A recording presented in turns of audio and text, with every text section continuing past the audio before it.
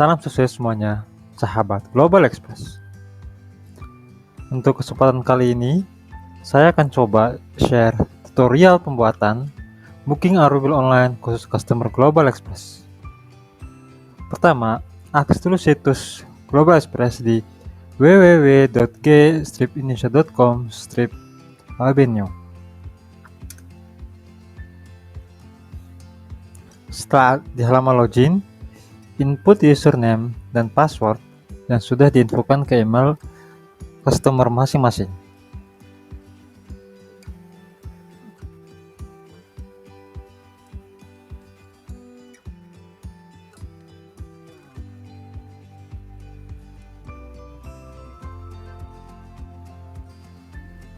Pada halaman menu utama, pilih menu domestik untuk pengiriman dalam negeri atau menu internasional untuk pengiriman luar negeri.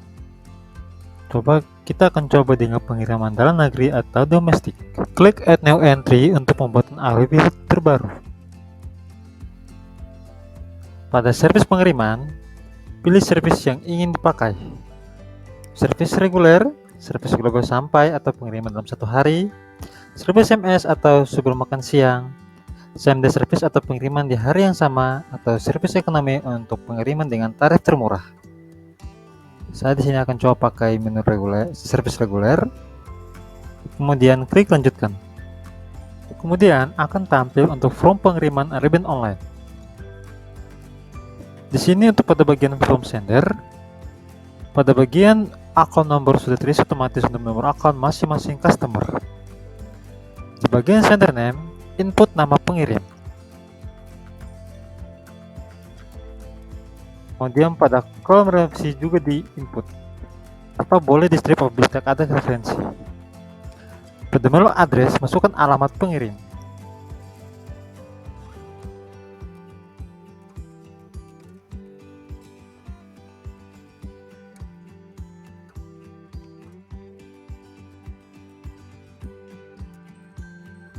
Kemudian, pada bagian city origin, masukkan kota asal pengirim.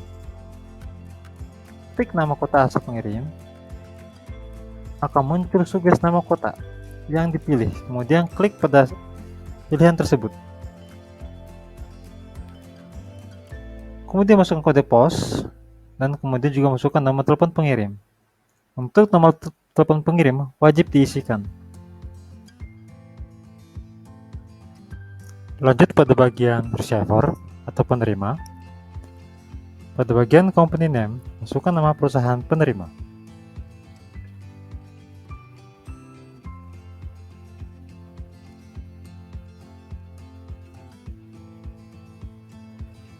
Kemudian pada delivery address, masukkan alamat penerima.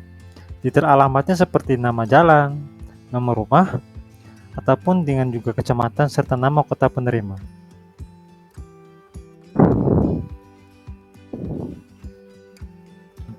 Ini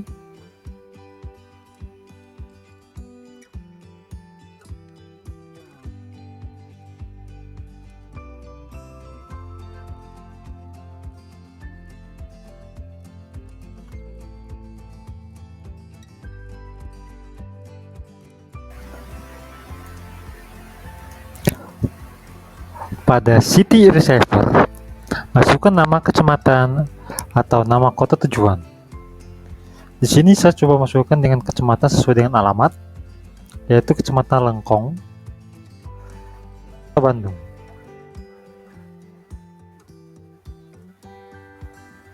Masukkan kode pos kota tujuan,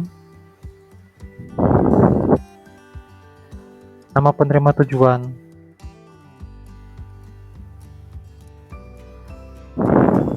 kemudian juga wajib diinput untuk nomor penerima.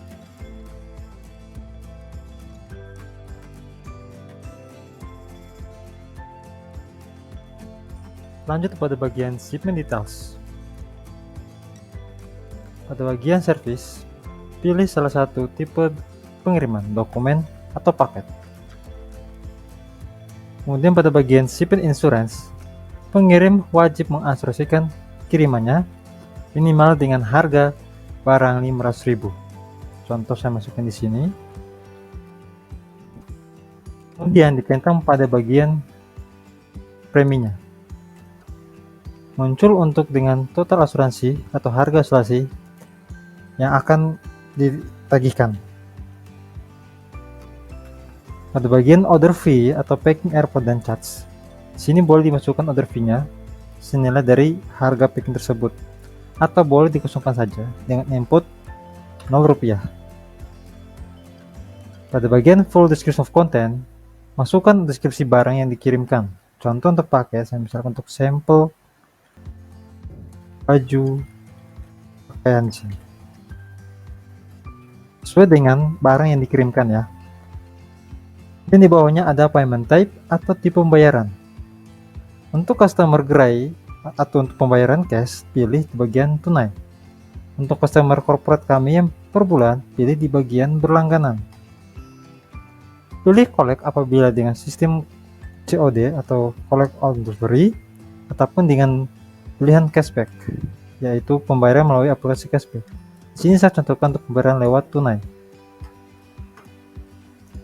Lanjut pada bagian from size and weight. Di sini kita akan input detail ukuran dan berat pengiriman. Di sini untuk number of piece, masukkan jumlah koli. Saya misalkan untuk 1 buah.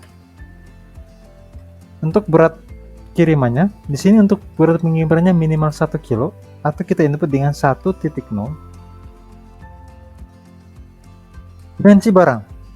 Dimensi barang di input sesuai dengan dimensi barang tersebut. Contoh untuk pada panjang, kali lebar, dan kali tinggi barang tersebut. Saya misalkan untuk 10 kali 10 cm kali 10 cm. Untuk apabila pengirimnya dokumen, cukup input dengan dimensinya 1 kali 1 kali 1. Kemudian tekan tombol tab 2 kali, harga pengiriman akan muncul di sini. Setelah semua form sudah diisikan, klik tanda pos di bawah ini. Setelah berhasil di pos, maka akan muncul tampilan menu rebill seperti ini.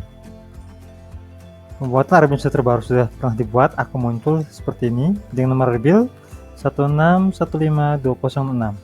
Tipenya PKG atau paket, servisnya reg atau reguler, kota asal atau region dari Jakarta, destinasi atau kota tujuan ke kota Bandung, Lengkong. Kemudian untuk tanggal pengiriman sendiri yaitu 15 Agustus 2002, sender company, revenue, dan deskripsi barang yang dikirimkan. Pada di sini ada untuk klik menu view untuk mencetak nomor resi atau nomor arrow bill. Klik menu view. Di sini akan ada 3 rangkap nomor resi atau nomor arrow bill. Dengan detailnya seperti sini, ada from sender sudah ada. Kemudian untuk recovery-nya juga detailnya ada. Kemudian total pengiriman dan servisnya juga sudah tercantum di dalam nomor resi atau nomor arrow bill ini. Ada 3 rangkap di sini. Satu rangkap diinfokan atau diberikan kepada customer. Yang satu lagi ditempelkan di dokumen atau paket. Yang satunya lagi sebagai arsip atau sebagai record untuk customer atau gerai ya. Kemudian apabila sudah dicetak akan seperti ini bentuknya. Kemudian di sini ada menu edit untuk mengubah data pengiriman apabila ada kesalahan sebelum dicetak. Disarankan untuk dicek dulu terlebih dahulu pengirimannya ya sebelum dicetak, karena hanya akan bisa sekali cetak untuk 1 kali arrow bill. Kita coba untuk edit. Di sini saya akan coba ubah untuk nama penerimanya, Danu menjadi atau nama PT penerimanya Sejahtera Alami Sejahtera Jaya. Sini saya ubah. Kemudian apabila sudah, tinggal lagi diklik post. Maka nama recovery company sini akan berubah menjadi PT Sejahtera Jaya, yang awalnya tadi PT Sejahtera Alami berubah menjadi PT Sejahtera Jaya di sini. Kemudian di sini ada namanya menu copy. Nah, menu copy ini akan menyalin data yang sebelumnya pernah dibuat tapi dengan nomor arrow terbaru. Jadi apabila ingin membuat lagi arrow bill tapi dengan tujuan yang sama, dengan nama corporate yang sama atau perusahaan yang sama, hanya perlu untuk copy, maka akan membuat lagi array terbaru dengan data yang sama yang pernah di-post sebelumnya. Saya coba di sini copy. Servernya dari awal lagi kita pilih, misalkan saya pilih untuk global supply atau guest. Saya klik lanjutkan.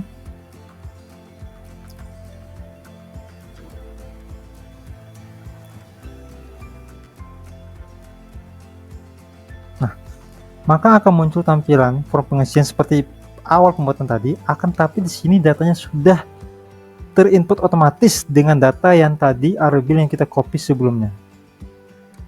Nah, di sini saya akan coba untuk ininya, untuk sampelnya. Saya ini sampel obatan, misalkan saya ubah dengan namanya 1, tapi beratnya saya coba sini namakan 2.0, dimensinya 30 kali 30 kali 30. Ingat, kemudian klik tombol tab 2 kali. Sini muncul harganya, asuransi saya tidak perlu. Sini muncul harganya. Kemudian saya klik post, maka akan muncul nomor array terbaru, tapi dengan data yang hampir sama dibuat. Lihat di sini, sendernya sama, receiver pun juga sama, hanya berbeda bagian sampel button dan juga service yang tadi saya ubah.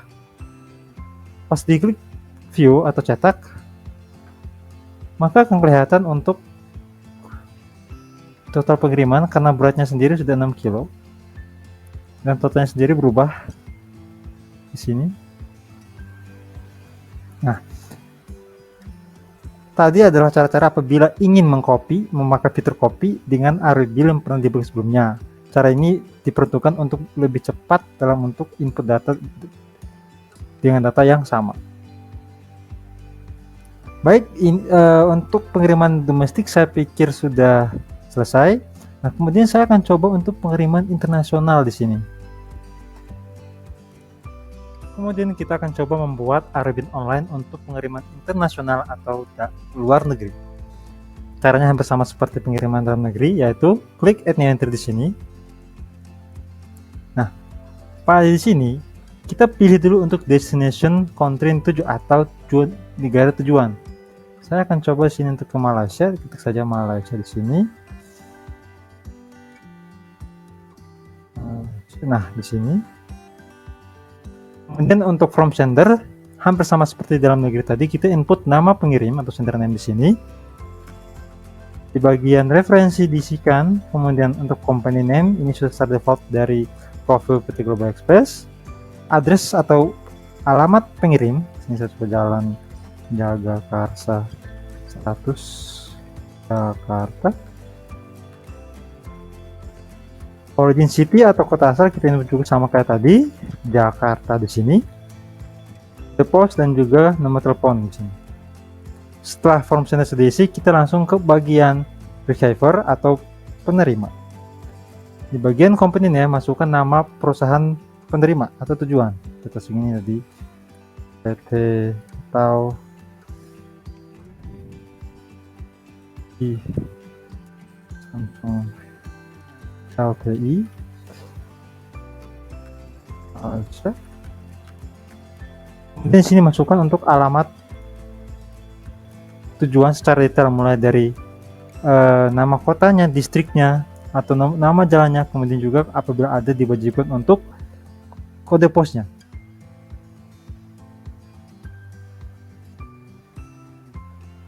Contoh untuk live address-nya saya coba di sini. Saya masukkan di Consus level 11 Petronas Din Tower, Lower Ground, Kuala Lumpur City Center, kode posnya 5088, Kuala Lumpur, Malaysia. Ya, ingat sekali lagi, apabila ingin menginput alamat tujuan untuk negara tujuan, diwajibkan untuk menginput juga untuk kode pos tujuan ya, atau zip code-nya. Setelah itu masukkan untuk nama kota tujuan negara tujuan tersebut. Saya untuk Kuala Lumpur. Di bagian postcode-nya atau kode pos kita masukin untuk di sini. Bagian nama penerimanya diinput lagi, contoh nama penerimanya. Dan untuk wajib untuk memasukkan nama telepon penerimanya di sini.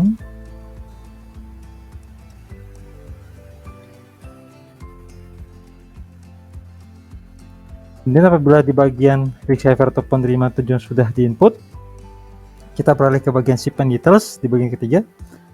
Pilih lagi untuk servisnya atau tipe pengirimannya, dokumen atau Word Package Express atau paket di sini. Contoh saya pilih dokumen.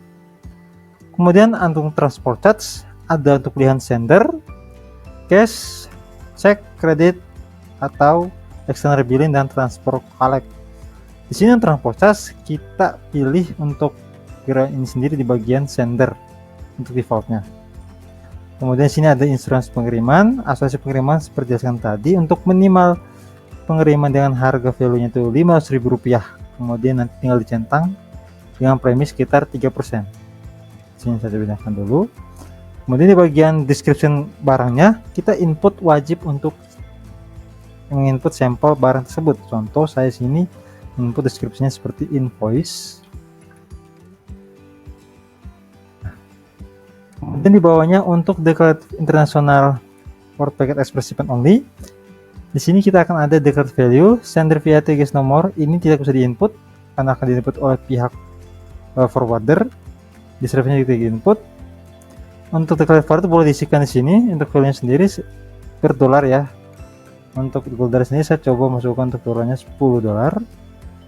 Untuk harmonized commodity code ini untuk dimasukkan nomor untuk HMCC-nya atau nomor harmonized code-nya apabila ada untuk pengiriman sampel bahan tersebut ya. Apabila nomor tersebut tertera nomor commodity code-nya di sini, apabila tidak ada boleh dikosongkan saja. Kemudian di bagian tag export kita untuk ada 3 pilihan, permanen, return, atau temporary. Ini untuk dari pilihan customer apabila pengirimannya di return kembali, atau temporary sementara, atau sekali pengiriman kita pakai untuk yang permanen sini. Untuk destination details-nya ada 3 pilihan sini, yaitu sesuai dengan datis dari receiver atau dari sender di sini, atau orders juga bisa. Nah sini saya biasanya untuk pakai ini untuk dipakai yaitu secara default kita pakai yang destination datisnya yang pakai receiver punya. Setelah di input kita di bagian 4 yaitu size and weight dari pengiriman, number of pieces di sini untuk 1. Kemudian untuk beratnya kita di sini ada minimum beratnya, yaitu untuk pengiriman internasional kita pakai 0,5, dari kepet 0,5 atau 0,1 atau dari 1, 1,5 dan seterusnya. Dimensinya barang sesuai dengan dimensi barang tersebut ya, panjang kali lebar kali tinggi. Apabila paket di input panjang lebar dan tinggi di sini misalkan 20, 15. Apabila pengerimanya dokumen cukup di input sini 1 kali 1 kali 1. Tadi semua di bawah ini tidak usah diisi karena akan otomatis terisi oleh sistem. Setelah di input langsung saja klik post di bawah ini. Klik post. Setelah klik post akan muncul tampilan menu Arubin Online hampir sama seperti di domestik ya. Dari untuk nomor bill, kemudian originnya itu dari ID Indonesia, Kota Jakarta, destinasi sendiri ke Malaysia, tanggal pembuatan AWB, sender company dan receiver company. Kemudian juga ada deskripsinya sini invoice. Untuk mencetak seperti biasa di sini untuk view. Ya, ada 3 rangkap ya seperti tadi, yaitu untuk satu rangkap ini untuk ditempelkan di barang, satunya untuk pelanggan customer, satunya lagi untuk arsip sebagai arsip untuk gerai atau lain-lain ya. Kemudian menit edit ini apabila ada kesalahan pengiriman ya seperti tadi di domestik. Kemudian menu copy ya seperti yang dijelaskan di awal domestik untuk menyalin pengiriman apabila ada pengiriman dengan tujuan yang sama dan juga desainnya sama. Tinggal di copy saja akan langsung menyalin isi data dari artikel tersebut dan akan menjadi artikel terbaru. Cara ini lebih cepat daripada harus membuat lagi dari awal ya. Nah, sekian untuk tutorial pembuatan artikel domestik dalam negeri dan internasional untuk luar negeri. Sekarang saya coba akan menjelaskan bagaimana caranya untuk ekspor data pengiriman melalui manifest out di sini. Pada menu manifest out biasanya dipakai untuk mengekspor atau melihat laporan pengiriman mulai dari detail pembuatan, harga, dan juga status kiriman secara real time. Di sini bisa dilihat dua bill pengiriman dalam negeri atau domestik yang sudah tadi kita buatkan. Dari nomor bill 16152066 dan juga bill 16152067. Di sini untuk detailnya seperti tanggal pembuatan, untuk tujuan perusahaan, nama penerima, alamat penerima, telepon, dan lain sudah detail di sini. Kemudian untuk lebih jelasnya bisa dilihatkan di sini untuk statusnya pengiriman secara real time. Statusnya di sini ada siap untuk diambil. Apabila sudah terima, biasanya akan muncul nama penerima di bagian tab Received by. Di sini langsung ada jam atau waktu dari status tersebut dan juga tanggal ya, tanggal update status terbaru di sini. Kemudian bisa lihat juga di sini total untuk biaya pengiriman di sini. Bisa ada suatu besaran tanggal di bagian periode start, tinggal dimasukkan tanggal ya. Antara rentang tanggal 1 saya coba input sampai rentang tanggal 15. Kemudian diklik tombol search di sini. Maka muncul data-data yang sudah dibuatkan dari rentang waktu tanggal 1 Agustus sampai tanggal 15 Agustus sekarang. Nah, sekarang akan saya coba untuk mengekspor laporan tersebut menjadi laporan Excel ya. Klik ekspor di sini. Setelah berhasil download, kita coba buka file ekspornya. Nah, klik yes saja. Nah, di sini akan kelihatan untuk detail pengiriman atau manifest out yang sudah kita ekspor ke Excel. Di sini untuk nomor account, tipe accountnya itu corporate, bill-nya sekian, tanggal pembuatan, consignee name-nya, attention name-nya, address atau alamat tujuan, kode tujuan, nomor telepon penerima, sender, dan detail lainnya seperti statusnya, status pengiriman, secara real time dengan tanggal dan waktu update status tersebut. Kemudian juga ada tertera sini untuk biaya pengiriman. Nah, sekian dari saya untuk tutorial pembuatan bill mulai dari pengiriman domestik atau dalam negeri, pembuatan bill internasional atau luar negeri, dan kemudian laporan pengiriman di bagian manifest out. Apabila ada yang tidak dimengerti dari tutorial tersebut, boleh saja diinfokan ke customer service kami atau langsung ke line telepon ID kami. Terima kasih dan salam sejahtera untuk sahabat global.